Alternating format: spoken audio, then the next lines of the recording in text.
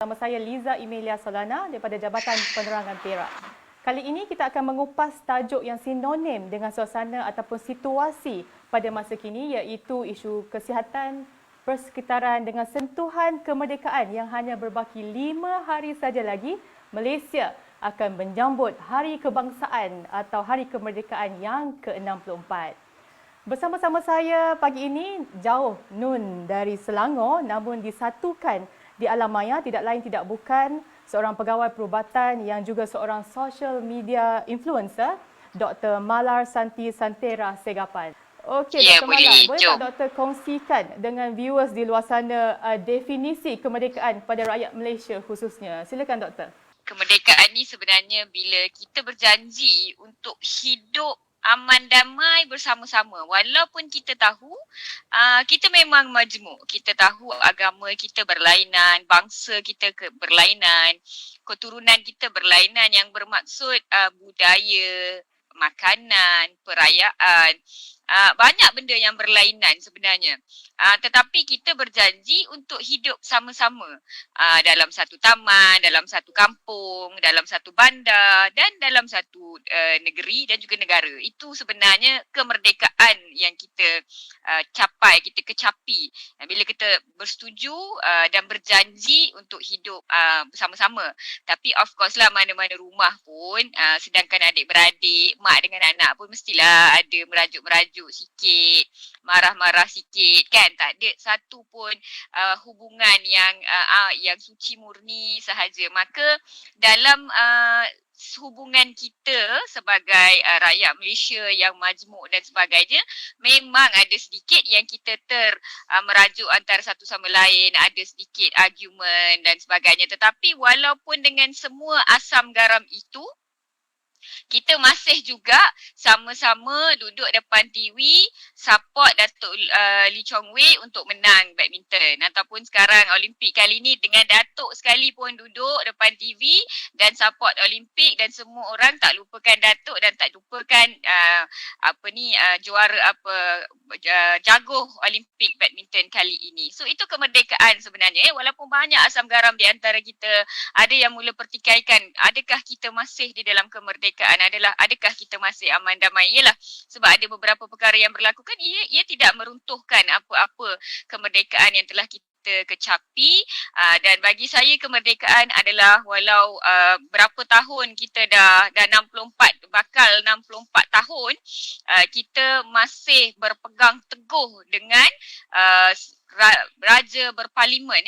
Itu adalah sistem di Malaysia. Yes, kita ada parlimen, kita sayang dengan parlimen kita, dan kita juga sayang dengan sistem raja berperlembagaan kita.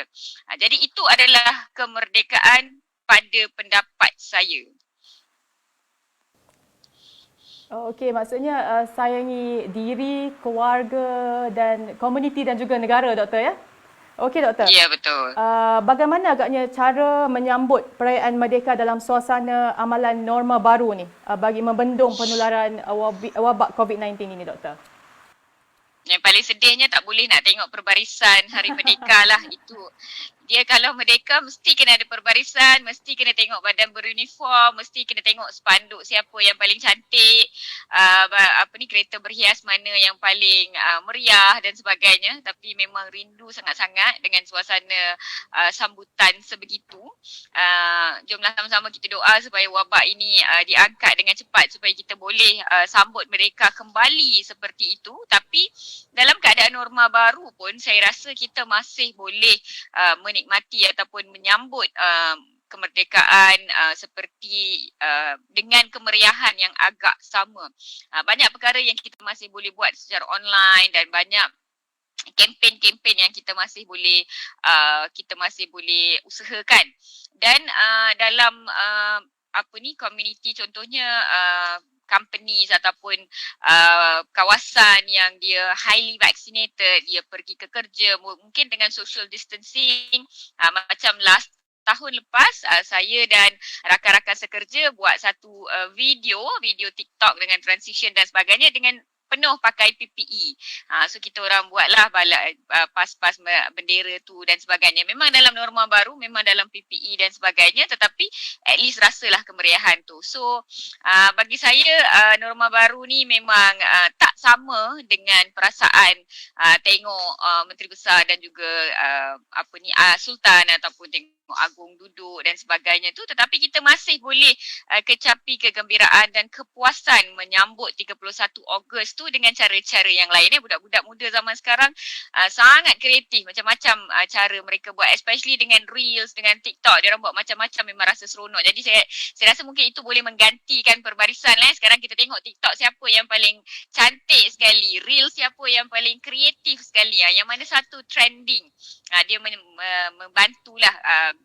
Tetapi saya juga nak ambil kesempatan ini untuk mengingatkan semua rakyat Malaysia di luar sana, janganlah tiba-tiba kita nak keluar, nak pergi sambut kemerdekaan, nak berkumpul nak buat revolusi dan sebagainya. Kita minta sangat-sangat dia sebab tindakan kita untuk duduk di rumah dan membuat keputusan untuk tidak menyambut kemerdekaan di tempat terbuka dan secara berkumpul adalah untuk mencapai lagi satu kemerdekaan, iaitu kemerdekaan daripada wabak ini.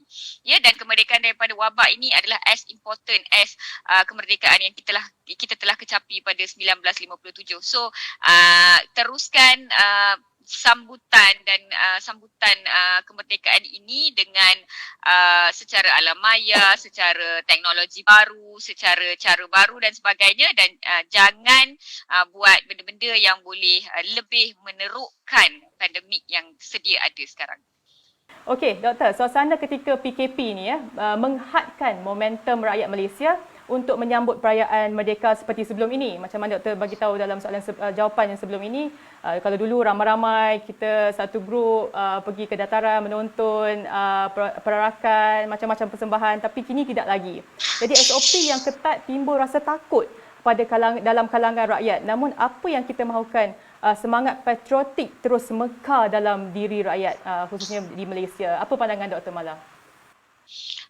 Saya rasa persepsi yang SOP ketat dan norma baru ini sebenarnya mengekang semangat patriotik sama ada generasi sekarang ataupun golongan yang lebih warga emas dan sebagainya. Saya rasa mungkin analogi itu kurang tepat sebab walaupun dalam keadaan pandemik, walaupun kita terpisah secara fizikal, banyak kempen-kempen merdeka masih dilaksanakan dan saya boleh rasa kemeriahannya. Of course dari segi media sosial, media bercetak dan sebagainya. Even anak-anak pun yang belajar secara online, kerja rumah untuk buat bendera Malaysia tu masih ada. Jangan ingat zaman kita je. Cikgu-cikgu sekarang masih suruh buat bendera Malaysia, garisan masih kena straight, bintang tu kena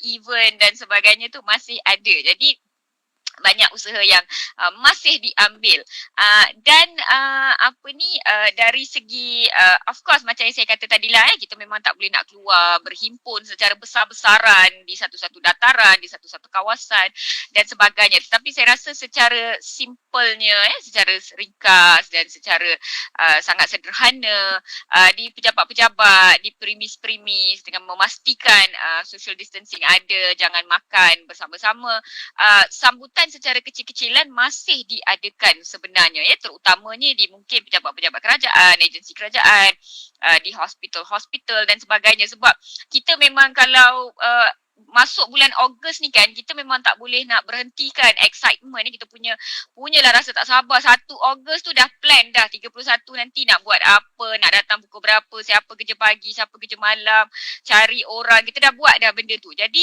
semangat patriotik tu masih ada sebenarnya dan dia bestnya sebab 31 Ogos ni dia public holiday, dia hari cuti.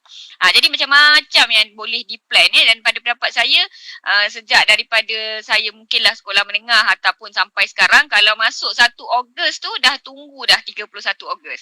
Jadi saya rasa semangat patriotik tu masih mekar dalam diri setiap rakyat Malaysia. Kalau dulu semangat itu ditunjukkan dengan dah mula nak pergi beli bendera, dah mula nak fikir nak pakai baju apa, cari baju kurung warna merah dan sebagainya. Sekarang ini lebih kepada macam yang saya cakap tadilah ya, tukar display picture, tukar cari video yang terbaik, ajak sesiapa untuk buat sambutan yang terbaik dan sebagainya. Jadi semangat patriotik, semangat cintakan negara, semangat untuk menyambut hari kemerdekaan tak kiralah dulu, sekarang dan juga saya rasa di masa akan datang akan kekal sama, akan begitu tinggi sebenarnya di kalangan rakyat Malaysia. Dan kadang-kadang saya rasa generasi muda kita sekarang ni ramailah yang katakan yang muda mungkin tak faham erti kemerdekaan, tak tahu dan sebagainya. Sebenarnya golongan muda lagi seronok, lagi tak sabar-sabar menunggu 31 Ogos tu sebab nak keluarkan kreativiti mereka. Kalau dulu semangat patriotik tu kita tonton orang lain perbarisan, kita tonton kereta berhias, kita tonton, kita jadi penonton saja. Tapi sekarang trend telah berubah yang semua orang boleh bagi kreativiti dia. Semua orang boleh sumbangkan terhadap sambutan itu dan semua orang tiba-tiba orang yang tak dikenali pun dia jadi trending, dia jadi tular sebab konten yang dia bagi itu. Jadi saya rasa semangat patriotik tu memang ada lagi. Ramai yang terkesan dengan pandemik COVID-19 ini dari segi kewangan, mental, hubungan, macam-macam. Bagaimana untuk menyuntik semangat kemerdekaan dalam diri mereka? Bagaimana pula mereka yang tidak terkesan bagi kelangsungan hidup? Apa pandangan doktor? Okey, saya rasa kita kena address yang ramai yang terkesan dalam pandemik ini seperti dipotong gaji, hilang pekerjaan, hilang perniagaan dan macam-macam lagi, dan perniagaan menjadi skala yang lebih kecil dan keuntungan menjadi lebih kecil, dan ini termasuk syarikat-syarikat korporat juga ada yang terjejas sebab pendapatan mereka juga terjejas ya. Sudah pasti ini memang satu waktu yang sangat mencabar bagi Malaysia dan juga banyak negara di luar sana. Tapi apa yang menarik di negara kita di Malaysia, setiap kali ada PKP diumumkan, setiap kali ada lockdown diumumkan, kita boleh tengok golongan yang tidak terkesan, orang yang mampu dan boleh memberi bantuan berpusu-pusu ke hadapan untuk memberi bantuan, tak kira agama, tak kira bangsa. Antara yang sangat popular adalah contohnya Uncle Kentang. Dia bagi, dia cari semua orang, semua bangsa, tak kisah penerima sumbangan tu duduk di mana lah ya. Ada yang duduk di tepi jalan, tak ada rumah, semua dia bagi bantuan, dan begitu ramai rakyat Malaysia yang percaya kepada Uncle Kentang ini dan menyampaikan sumbangan melalui dia. Jadi ini adalah suntikan semangat yang terbaik sebenarnya untuk semangat patriotisme kita, yang menunjukkan bahawa sebagai rakyat majmuk kita begitu sayang antara satu sama lain dan begitu prihatin. Kerajaan pun buat pengumuman mereka di mana bantuan akan diberi, di mana bantuan boleh diberi daripada agensi dan juga badan kerajaan dan juga wakil-wakil pegawai kerajaan. Namun orang-orang individu-individu juga tak pernah berhenti membantu antara satu sama lain ya, termasuk contohnya macam Ustaz Ibit Liu.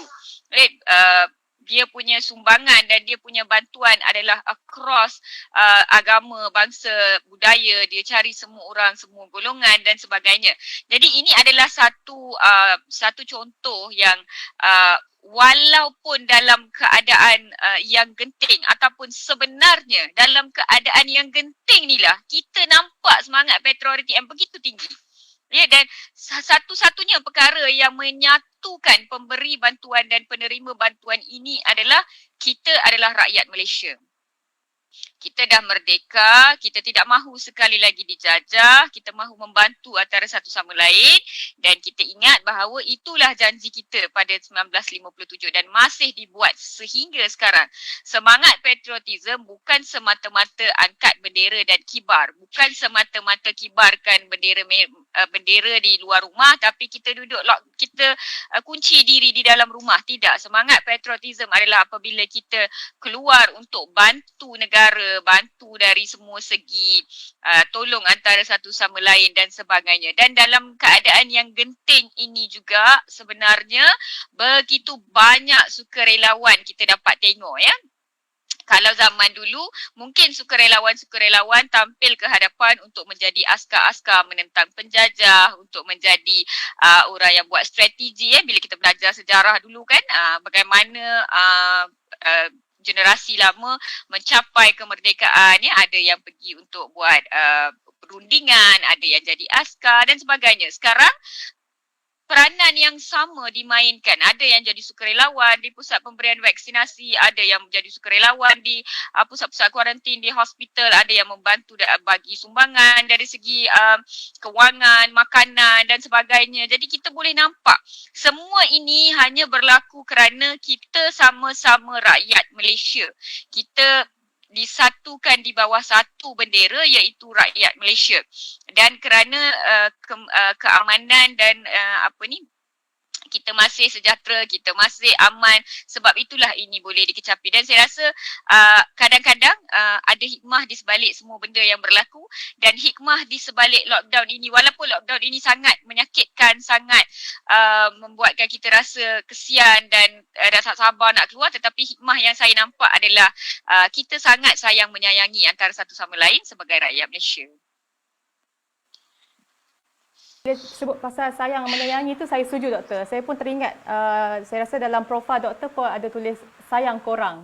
Maksudnya walaupun whoever you are, kita should love each other, sayang menyayangi, betul. Dan tidak kiralah di mana anda berada ataupun macam mana situasi sekalipun, merdeka tetap merdeka, kita harus raikan, betul doktor ya? Okey, seterusnya doktor. Vaksin, saya nak tanya doktor lah, vaksin merdeka, golongan anti-vaksin tiada semangat merdeka dan jati diri. Apa pandangan doktor? Soalan tu ringkas tapi mungkin boleh elaborate sikit doktor. Yang belum dapat digital certificate vaksin ni okay, dia ada golongan yang belum dapat tarikh. Dia temu janji vaksin dia memang belum sampai, sebab kita pun tahu kan yang terima 2 dos baru 40% lebih, yang terima 1 dos 50% lebih. Jadi baki tu diorang nak vaksin tapi temu janji belum sampai. Itu yang pertama. Jadi mereka bukan anti vaksin ya, mereka belum divaksin. Golongan yang kedua pula yang paling banyak, yang paling tinggi adalah golongan yang dia bukan anti vaksin. Dia adalah golongan yang tak pasti, yang takut, yang risau dan sebagainya. Kita panggil dia vaksin hesitant. Dia dengar berita daripada sini pun dia confused, dia dengar berita daripada sana dia confused, dia dengar Dr. Mala cakap dia kata rasa betul juga. Lepas tu dia dengar satu berita daripada anti vaksin, dia baca dia rasa betul juga. Jadi mereka confused sebenarnya. Ini adalah golongan majority. Penglibatan saya di media sosial sebenarnya dengan percakapan, dengan video adalah disebabkan golongan ini. Saya nak capture golongan yang vaksin hesitant. Apa yang diorang confuse, apa yang diorang tak faham, saya nak jumpa terangkan. Jadi golongan kedua ini, mereka bukan anti vaksin. Mereka ambil vaksin BCG, vaksin hepatitis, vaksin-vaksin lain mereka ambil. Tapi bila sampai dekat vaksin COVID-19 ni, dia macam takut sikit. Ini bukan anti vaksin. Dan golongan yang ketiga adalah golongan anti vaksin tegar. Mereka memang menggelar diri mereka anti vaksin. Sebelum vaksin COVID-19 keluar, diorang dah mulakan dah kempen-kempen mereka. Inilah golongan yang sebenarnya bertanggungjawab menularkan berita-berita tidak benar di Malaysia. Dan ini jugalah golongan yang menolak semua vaksin. Vaksin bayi, vaksin BCG, semua vaksin dia tolak. Dia tak suka perkataan vaksin tu. Tukarlah benda tu jadi nama vitamin ke apa ke, dia boleh terima. Kalau cakap vaksin, dia tak nak. Jadi golongan ketiga yang anti vaksin, yang betul-betul anti vaksin ni, tak ramai pun sebenarnya. Golongan tu agak sedikit. Of course lah tak ramai, yang saya kata tu dalam lingkungan mungkin ratus ke ribu tetapi dalam 32 juta populasi rakyat Malaysia tak ramai sebenarnya Cuma dekat media sosial dan sebagainya nampak macam ramai sebab iyalah seorang boleh buat 10-20 profil kan, jadi nampaklah ramai.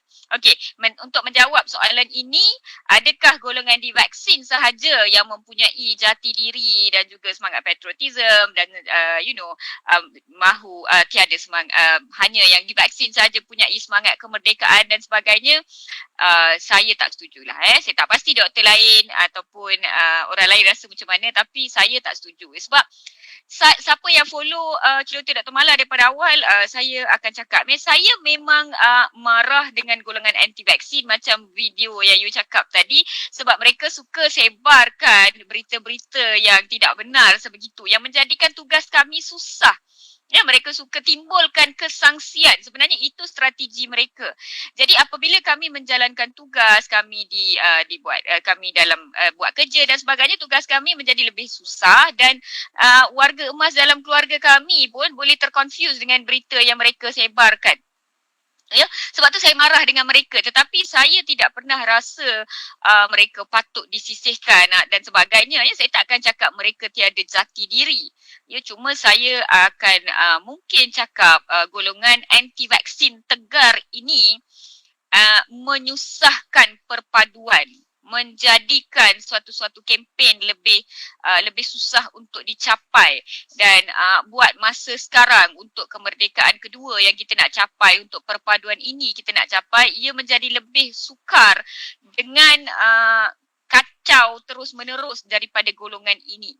Saya tidak mahu komen tentang peribadi mereka secara individu, sama ada mereka tiada jati diri dan sebagainya. Saya hormat. Itu adalah pilihan mereka. Kalau mereka dah faham semua benda, mereka dah faham semua fungsi komponen, kebaikan, risiko, dia dah faham semua dan kemudiannya dia menolak. Tak apa. Bagi saya, kita terimalah sebagai itu pilihan dia dan itu hak dia. Tetapi apabila mereka memburuk-burukkan, mereka mencemuh orang lain, mereka mencaci, cerca, masalahnya strategi mereka adalah dengan menggunakan perkataan-perkataan yang tidak elok dan mencaci orang lain atau mencaci badan berautoriti dan sebagainya, ia menjadikan perpaduan kita lagi sukar untuk dicapai. Itu je masalah saya. Saya tak kata mereka tiada jati diri, tapi dia orang ni macam pengacau. Kita nak buat satu taman yang dipenuhi dengan bunga-bunga ros yang cantik, tiba-tiba ada satu lalang kat tengah-tengah. Nak potong pun tak boleh, kesian dekat lalang tu, itu hak dia untuk hidup, tapi dia mengacau dan sebagainya. Dan sebenarnya berkaitan dengan soalan ini, saya suka nak bertanya dengan anti-vaksin sendiri. Anda punya jati diri ataupun tidak? Anda punya semangat kemerdekaan atau tidak? Dia orang yang kena jawab soalan ni. Dan bagi saya hormati hak mereka dan pilihan mereka. Tetapi saya gunakan platform ini untuk meminta kepada golongan yang memilih untuk menolak vaksin, tolonglah hormat golongan yang menerima vaksin dan masih cuba untuk membuat keputusan sama ada nak vaksin ataupun tidak. Doktor, bukan saja kita perlu love each other, sayang menyayangi antara satu sama lain, tapi juga perlu respect. So apa jua keputusan mereka, kita hormati, Doktor, ya. Saya ada satu soalan di sini daripada viewers kita, Doktor. Saya bacakan dulu ya, di Facebook page penerangan Japan penerangan Perak page. Okey, soalan ni berbunyi begini ya. Kita memperuntukkan dana yang besar untuk pembelian vaksin dari luar untuk negara kita. Adakah Malaysia sendiri sekarang ada melakukan usaha-usaha untuk menghasilkan vaksin sendiri, Doktor? Daripada Nurlaila Abdul Aziz, beliau merupakan penerbit bagi influencer at Japan pada pagi ini. Silakan, Doktor. Okey, pembuatan ataupun pembikinan vaksin, walaupun kami boleh baca dan sebagainya, teknologi itu bukanlah semudah yang disangka. Ya, jadi setelah 64 tahun merdeka, pakar-pakar kita berada di sini dan sebagainya, kita sudah sampai ke satu tahap di mana kita dah ambil langkah pertama untuk menjadi pengeluar vaksin. Hopefully, iaitu dengan apabila vaksin Sinovac dibawa masuk secara pukal dan kemudiannya dibotolkan di negara Malaysia oleh anak-anak Malaysia sendiri. Ya, jadi pengambil Sinovac ni dia kena happy, bangga lebih banyak sikit sebab ia dibotolkan oleh golongan-golongan muda, generasi-generasi kita, anak rakyat Malaysia di Pharma Niaga, iaitu satu syarikat farmaseutical. Jadi itu adalah langkah pertama. Langkah tu sangat-sangat penting sebab ia membawa kita lebih dekat, closer to pembikinan vaksin secara keseluruhan. Ya. Jadi bila kita kata okay, kita nak buat vaksin di Malaysia, bukan sahaja pakar yang diperlukan. Kita perlukan semua research assistant, medical lab technologists, medical biology, genetic engineering, medical biology engineering, banyak sub kepakaran yang lain. Berita baiknya adalah graduan-graduan daripada bidang-bidang sebegini makin lama makin banyak di negara kita, yang bermaksud tenaga kerja untuk industri tersebut mungkin akan cukup. Bila kita nampak Sinovac dibotolkan dengan berjaya dan dihantar ke seluruh negara dan sebagainya, boleh nampak mungkin boleh nampak memang step pertama, langkah pertama tu dah berjaya dah ya, dan kerajaan juga telah mengumumkan bahawa satu pusat kajian dan dana telah diberikan kepada, tak silap saya, satu universiti untuk membuat kajian terhadap vaksin COVID-19 yang akan dihasilkan di Malaysia. Masih dalam proses kajian, tetapi dah ada one step forward, orang kata ya, dah ada sesuatu yang baru berlaku. Dan yang paling penting sekali, kalau kumpulan pakar-pakar ya, research assistants tu kata, okey, kita dah jumpa, kita boleh buat, kita kena ada tenaga kerja dan juga dana dan juga industri dan juga all that yang mencukupi untuk menghasilkan orang kata vaksin tersebut. Itu yang lagi penting ya, dan itu yang saya selalu cakap. Orang selalu tanya saya lah, kenapa kat Malaysia tak boleh buat, kenapa kat Malaysia tak boleh buat. Jadi saya bertanya, kenapa you dulu tak jadi saintis? You pun belajar sains kan, kenapa you tak jadi? Bila kita nak mengatur orang senang. Jadi bila kita nak buat, dia bukan satu je, bila kita pandang it's a big industry dan dana yang mula-mula perlu diletakkan untuk kita panggil dia punya modal lah ya, bukan sesikit yang kita sangka sampai kepada pembeli nanti. Jadi negara kita kena berupaya untuk membuat perkara tersebut. Dan nampaknya memang kita sedang menuju ke arah itu, dan kita doakan supaya lebih banyak anak-anak muda kita yang memilih untuk masuk ke bidang biologi, genetic engineering, teknologi makmal dan juga bidang-bidang berkaitan dengan IT. Sebab kadang-kadang industri pembikinan vaksin ni dia ada kaitan dengan IT sebab dari segi purchasing, procurement dan sebagainya. Jadi kita doakan supaya lebih banyak generasi muda yang minat dan bercita-cita untuk masuk ke industri ini supaya ia boleh berkembang dengan lebih besar di negara kita di Malaysia. Maksudnya it's complete each other, doktor. Maksudnya jika kita ada pakar-pakar di Malaysia, barulah kita boleh memikirkan sama ada boleh menghasilkan vaksin sendiri, doktor ya. Ya, betul, pakar dan tenaga kerja. Vaksin. Minat betul dia orang tanya dengan doktor mengenai vaksin ni. Okey, daripada Amran Hashim, apa pandangan doktor cadangan dos ketiga COVID-19? Vaksin, biasanya vaksin untuk dos ketiga. Okey ke tak okey agaknya? Okay, dos ketiga ni ataupun yang disebut booster, kita memang tahu semua vaksin memang ada booster. Cuba tengok tetanus yang kita ambil untuk anak, untuk baby kita ya, 2 bulan, 4 bulan, 6 bulan, 18 bulan ambil balik. Lepas tu dah ada 1 dapat booster. Lepas tu jadi yang 2, 4 dengan 6 tu dia memberikan perlindungan untuk lebih kurang setahun. Setahun tu booster balik untuk bagi perlindungan 7 tahun. Ya, dia bukannya setiap tahun ambil ya. Kalau kita tengok vaksin pertasis sama juga, kita ambil bulan kedua, bulan ke-6, lepas tu daripada bulan ke-6 tu bulan ke-18, iaitu 12 bulan gap, dan booster dekat bulan ke-18. Daripada bulan ke-18 tu booster dia darjah 1. Jadi booster bulan ke-18 tu dia bagi perlindungan sehingga umur 7 tahun. Faham tak? Vaksin lain pun ni, pneumococcal dan sebagainya, memang semua ada booster. Booster tu memang kita expect dia akan datang. Persoalannya bila 8 bulan, 1 tahun, 18 bulan, saya berharap booster tu datanglah 3 tahun ke. Ya, at least senang lah nak pujuk rakyat Malaysia. Tapi sekarang dia kata 8 bulan, dia kata 12 bulan. Okey lah, tak apa. Bagi saya booster ni, yes, noted. Kita perlukan booster. Tapi apa yang lebih penting adalah memastikan semua rakyat Malaysia, majoriti rakyat Malaysia menerima vaksin dos yang awal tu. Dos yang pertama, kedua tu lagi penting daripada pemberian booster kepada sedikit orang. Sebab bila kita tak vaksin semua orang, bila kita tak vaksin dengan kepekatan, enough people in the population, virus ini akan terus-menerus membiak dan mengeluarkan mutasi. Itu yang kita tak nak.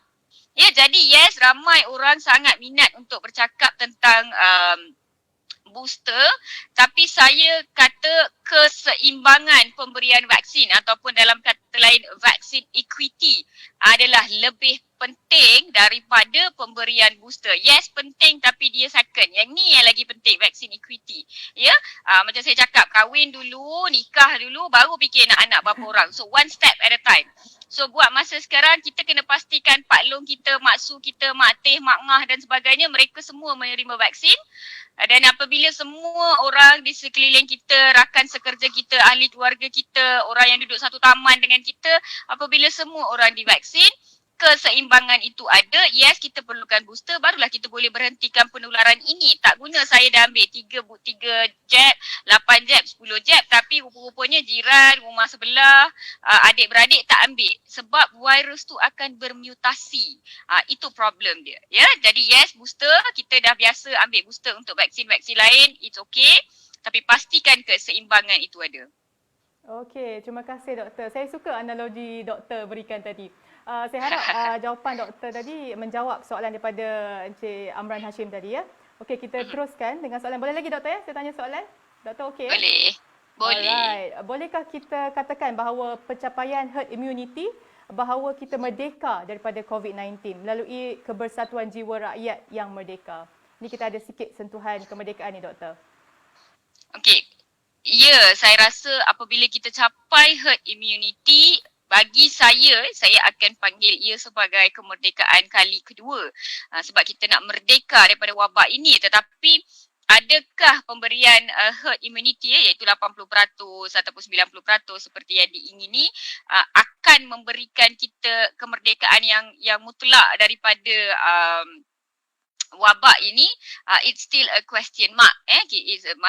Kita masih tertanya selepas 80-90% vaksinasi, berapa banyak pula orang yang masih akan dijangkiti, berapa ramai yang akan dijangkiti dengan gejala yang ringan sahaja, berapa ramai yang akan dijangkiti dengan gejala yang teruk. Ya, dia punya kata kunci dia punya rahsia dia adalah sementara kita tunggu imuniti kelompok tu, sementara kita nak tunggu 80-90% tu, tolonglah duduk rumah. Tolonglah jangan benarkan virus ini untuk membiak dengan lebih banyak. Tolong jangan beri ruang kepada virus ini untuk mengeluarkan varian-varian mutasi. Sebab bila dah ada varian mutasi, kadar keberkesanan vaksin akan turun dan virus hanya akan memberi mutasi apabila dia lebih banyak membiak. So kalau nak stop mutasi, kena stop pengekangan penularan dia. Okey, jadi sementara kita tunggu tu nak capai kemerdekaan sama-sama kan, sebelum British nak balik tu semua duduk dalam rumah kan. Dia orang takut, tunggu dulu askar-askar habis berperang dan sebagainya, sama juga. Sementara kita tunggu perang habis, duduk dulu dalam rumah. Bila betul-betul wabak ni dah habis, dah penularan dah kurang, gejala dah rendah dan sebagainya, barulah kita boleh declare yang yes, kita dah merdeka. Ya, saya rasa melalui herd immunity kita boleh katakan bahawa kita merdeka daripada COVID-19, tapi berapa peratus yang kita perlukan untuk capai herd immunity itu buat masa sekarang masih menjadi satu tanda tanya. 80%, 90%, 95% masih menjadi tanda tanya, especially apabila kanak-kanak bakal nak terima, baru nak terima, parents susah nak terima, dan ada golongan kanak-kanak yang belum diluluskan untuk mereka. Jadi peratusan tu menjadi tanda tanya. Kurangnya aktiviti mengibar jalur gemilang. Ni saya kibar ni. Di pejabat, premis, kilang, bangunan, pejabat, sekolah maupun rumah kediaman. Rumah doktor dah letak jalur gemilang belum? Belum. Doktor, ya? Adakah ini sebagai indikator bahawa rakyat kita kurang semangat cintakan negara atau patriotik? Silakan doktor.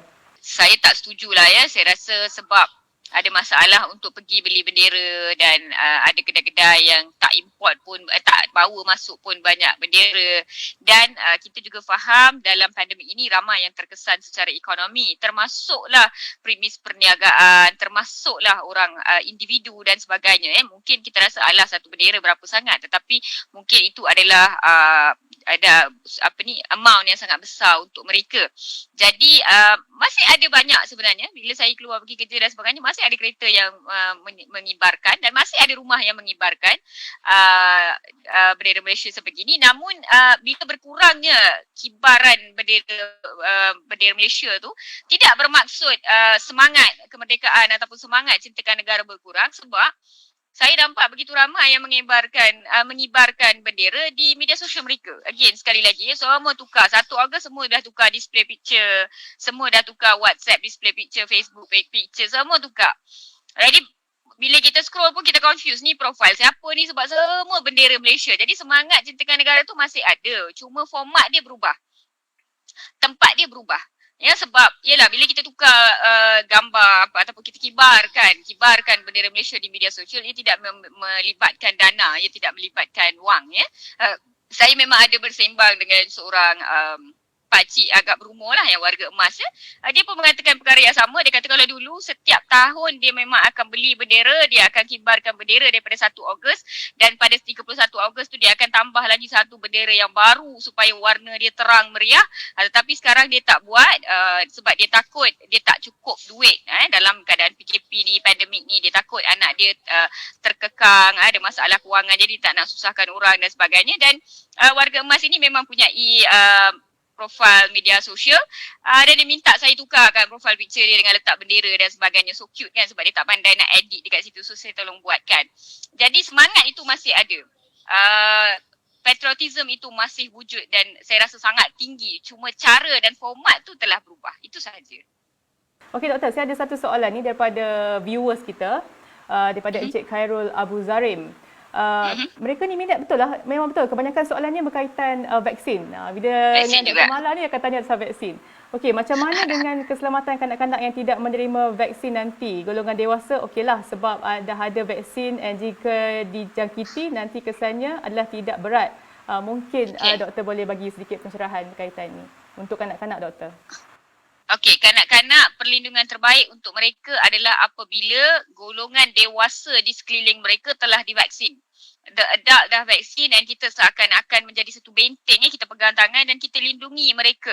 Sebab kanak-kanak ni dia bukannya pergi kedai beli barang sendiri, dia bukannya pergi pasar dan sebagainya. Kita sebenarnya ni kanak-kanak, bila saya sebut terutamanya yang 6 tahun ke bawah, yang 7-8 tahun ke bawah dan sebagainya, mereka budak-budak kecil. Jadi apabila semua golongan dewasa di sekeliling mereka dalam satu komuniti telah divaksin, risiko mereka untuk dijangkiti sangat-sangat rendah sebenarnya, ya, sebab kita yang dekat dengan mereka. Dan perlindungan yang lain buat masa sekarang yang terbaik untuk mereka adalah hadkan mereka keluar dari rumah. Kalau boleh tak perlu dulu keluar dari rumah, terutamanya kanak-kanak yang kecil yang 2-3 tahun, yang beberapa bulan dan sebagainya. Keluar hanya jika perlu. Dan orang yang bawa dia keluar tu pastikan orang dewasa itu telah divaksin untuk memberi perlindungan yang maksimum. Contohnya bawa baby untuk pergi check up dekat hospital.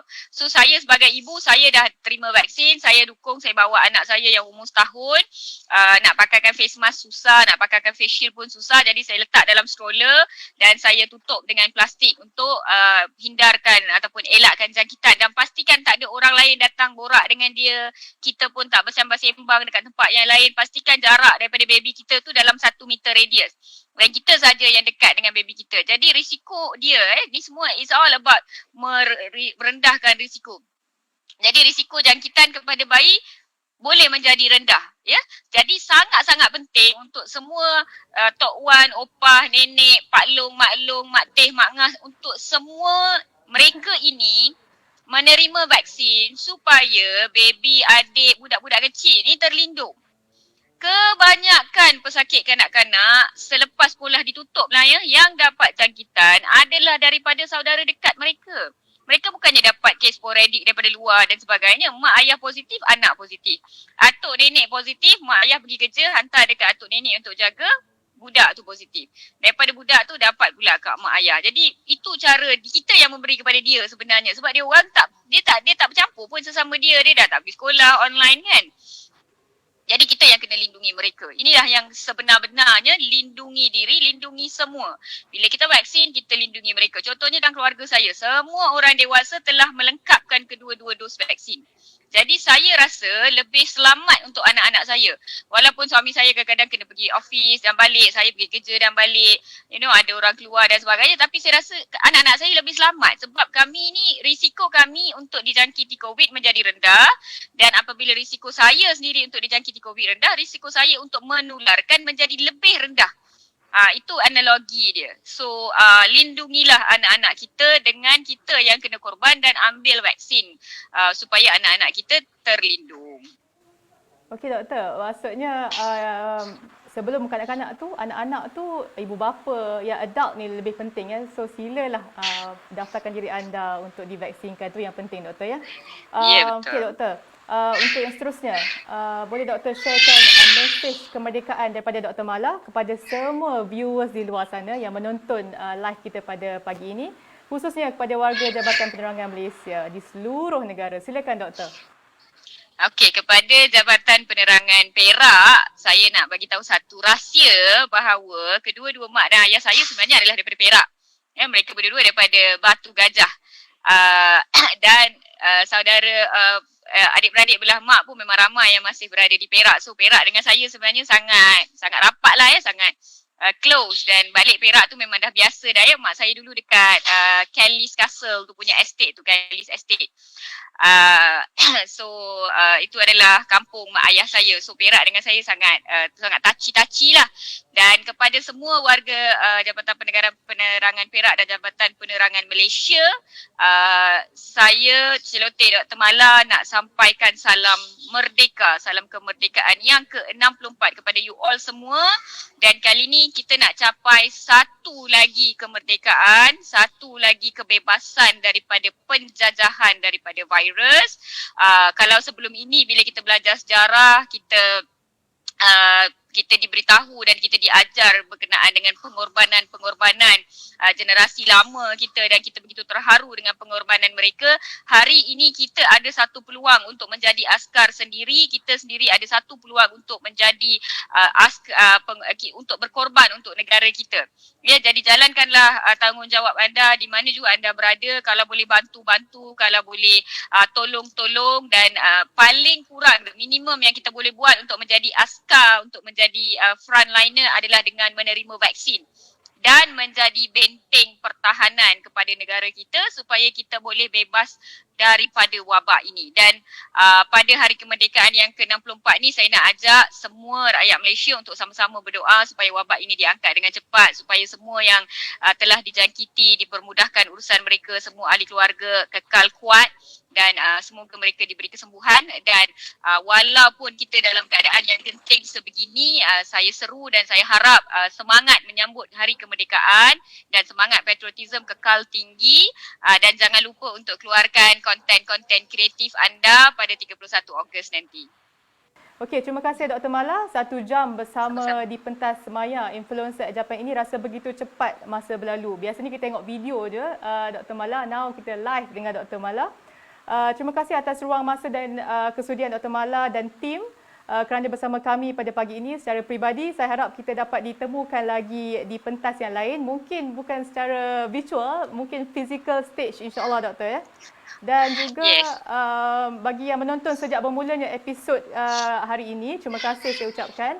Terima kasih juga atas sokongan semua yang like dan share serta memberi komen-komen di Facebook page Penerangan Perak page. Terus menantikan posting Dr. Mala di platform social media beliau, Celoteh Dr. Mala. Stay safe, stay healthy, jaga SOP, sayangi diri, keluarga anda, komuniti anda. Sekian sahaja dari saya, Liza Emilia Solana. Terima kasih dan jumpa lagi. Lindungi diri, lindungi semua. Bye doktor.